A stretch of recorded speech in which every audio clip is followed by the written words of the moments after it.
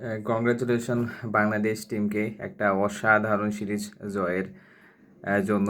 এবং এটা আমি বলবো বাংলাদেশের ক্রিকেট হিস্ট্রিতে সবচাইতে বড় জয়, সবচাইতে বড় সিরিজ জয়। যে অস্ট্রেলিয়াকে আমরা হারাতেই পারছিলাম না, সেই 2005 সালে কার্ডিফে আশরাফুলের বীরত্ব সূচক ইনিংসে যে অস্ট্রেলিয়াকে হারানো, তারপরে প্রায় সেকেন্ড ওডে মানে দ্বিতীয় ওডে জিততে আমাদের প্রায় 20 বছর সময় লেগেছে। এবং সেটা আমরা প্রথম ম্যাচে অর্জন করেছিলাম 20 বছর পর। এবং তার সাথে সেকেন্ড ওডিআইটাও জিতে আমরা সিরিজ জয় করলাম। মানে এটা একটা অবিশ্বাস্যহীন।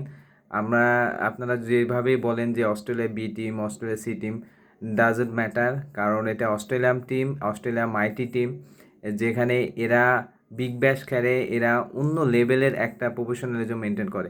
সেই টিমের সাথে আরও সারপ্রাইজিং বিষয় হচ্ছে যে মিরপুর পিচকে একদম ফাস্ট পিচ বানিয়ে, ঘাসালা পিচ বানিয়ে আমরা পেস বলারদের দিয়ে ডমিনেটিং করে অস্ট্রেলিয়াকে হারাইছি। এটাই সবচাইতে বড় অর্জন আমি বলবো। মানে এখানে আপনি কাকে রেখে কাকে বলবেন? আমাদের ব্যাটিংগুলো অসাধারণ ব্যাটিং করেছে।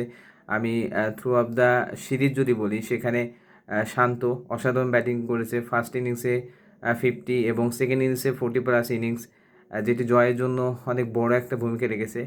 সাইফকে ড্রপ করা আমি বলবো কাইন্ড অফ জরুরি ছিল, কারণ সেই এশিয়া কাপের পর থেকে কিন্তু সাইফ হাসান ভালো পারফরমেন্স করতে পারছিল না। অফ ফর্মে ছিল প্রতিটা ফর্মেই, বাট ওয়ানডেতেও অফ ফর্মে ছিল। সো তাকে ড্রপ করে সৌম্য সরকার যেহেতু লাস্ট যে ম্যাচটা খেলেছিল সেটাতে 90+ স্কোর করছিল, তারপরেও সাইফ হাসানের কারণে সে দলের সুযোগ পাচ্ছিল না। তো সৌম্য সরকারকে সুযোগ দেওয়াটা আমি বলবো যে একটা ভালো ডিসিশন। এবং এই ডিসিশনটা সম্পূর্ণ প্রুভ করেছে কিন্তু সৌম্য সরকার। অসাধারণ ইনিংস করেছে সে। রিভার্স সুইপে যদি আউট না হইতো আরও বড় করতে পারতো ইনিংসটা। বাট আমি বলবো যে through up the innings he is unbelievable এবং সে অসাধারণ খেলেছে এবং দলের জয়ের জন্য একটা গুরুত্বপূর্ণ ভূমিকা রেখেছে। যদিও বাংলাদেশ মাঝখানে একটু পা হড়কানোর মতো অবস্থা হয়েছিল, বাট সেটাকে আমি বলবো যে তহিদ হৃদয় অনেকলি স্ট্রংলি সেটাকে ডমিনেট করে সেটাকে থামিয়ে অসাধারণ একটা জয় ছিনিয়ে নিয়ে আসছে। তার সাথে লিটনের 20 রানের যে ইনিংসটা, এটা অসাধারণ ছিল। তার সাথে মেহেদী হাসান মিরাজের যে 20+ ইনিংসটা, সেটাও কিন্তু অত্যন্ত গুরুত্বপূর্ণ ছিল। সো আমি বলবো যে অসাধারণ একটা উইনিং, বাংলাদেশের ক্রিকেট হিস্ট্রির সবচেয়ে বড় জয় আমি বলবো, আমার পার্সোনালি যেটা মতামত। কারণ এর আগে ক্রিকেট অস্ট্রেলিয়াকে কোনো দিন তারা ওয়ানডে সিরিজ হারাইতে পারে নাই, বাট এই ফার্স্ট টাইম আমরা তাদেরকে ওয়ানডে সিরিজ হারালাম। এবং এটা কিন্তু অনেক বছর পর হলো।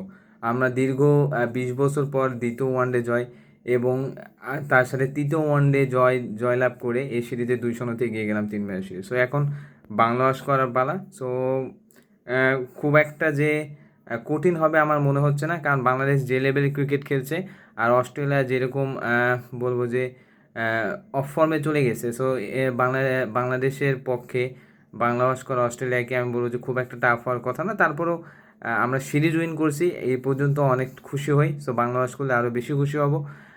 বাংলাদেশের বলারদের নিয়ে একটু কথা না বললেই নয়। বাংলাদেশের আমি বলবো যে নাহিদ রানা যেদিন থেকে পেস অ্যাটাকে যোগ হয়েছে, আমাদের পেস অ্যাটাকিংয়ে বলবো যে একটা এক্সট্রা এক্সট্রা পাওয়ার যুক্ত হয়েছে বলতে গেলে।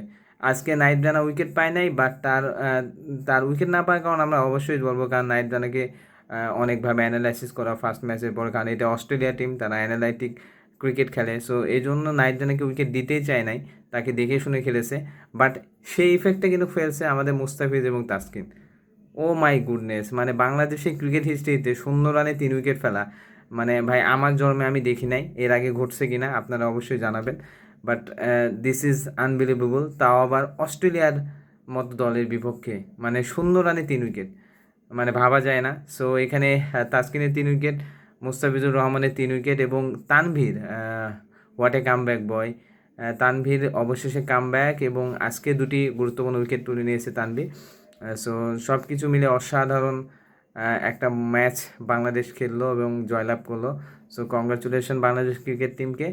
এবং আমি আশা করছি যে নেক্সট যে ম্যাচটা আছে, সেই নেক্সট ম্যাচটা আমরা জিতবো এবং অসাধারণভাবে এই সিরিজটা শেষ করব এবং ইতিহাস গড়ে আমরা এই সিরিজটা শেষ করব। সো এই টিমকে নিয়ে আমরা বিশ্বকাপে অনেক বড় স্বপ্ন দেখি।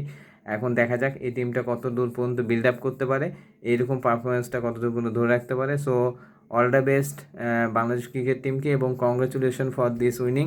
এবং আমি বলবো যে আজকে বাংলাদেশের ক্রিকেট হিস্ট্রির সবচেয়ে বড় একটা জয়, সো আমাদের সেলিব্রেট করা উচিত, আমাদের এপ্রিসিয়েট করা উচিত আমাদের ক্রিকেটারদের। আমরা অনেক সমালোচনা করি, বাট সব কিছু মিলে মানে আমরা এটার জন্য আমরা তাদেরকে কংগ্রাচুলেট করতে পারি।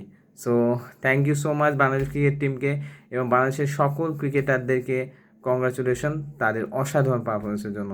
Thank you so much.